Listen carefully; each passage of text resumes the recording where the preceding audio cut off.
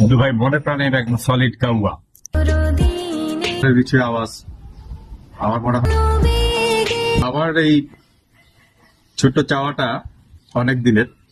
আসসালামু আলাইকুম, কেমন আছেন সবাই?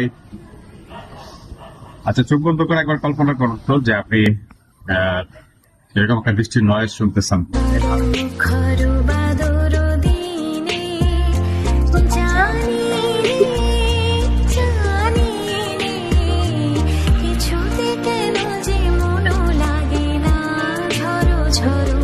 এই বৃষ্টিটা আসলে আমাদের অনেকেরই কল্পনায় থাকে।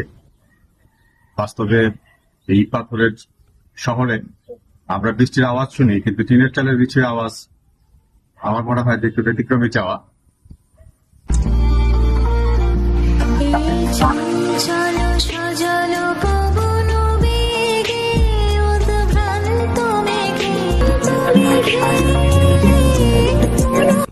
তো আমার এই ছোট্ট চাওয়াটা অনেক দিনের, সুযোগ হয়নি এটাকে বাস্তবায়ন করানোর। তো অবশেষে আমরা আসলে চেষ্টা করতেছি।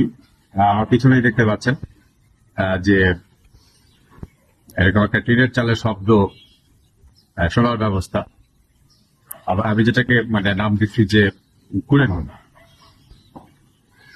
তো যখন থেকে আসলে আমাদের স্বপ্নটা শুরু, পুরো পুরো কাজটা কোন প্রক্রিয়া হইতেছে বা কিভাবে হচ্ছে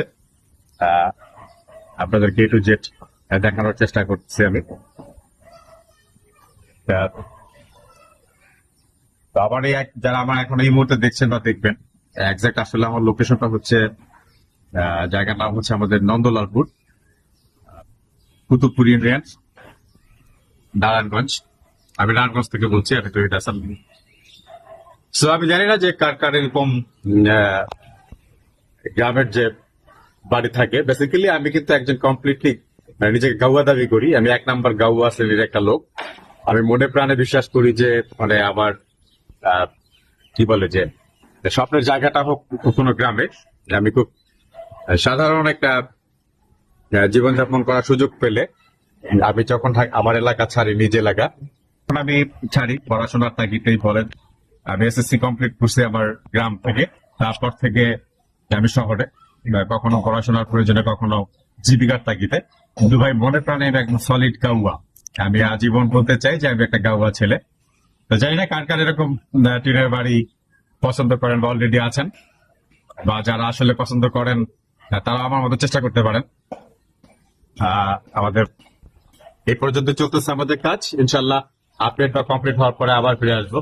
ভালো থাকবেন, আল্লাহ হাফেজ। ঝড় ঝড়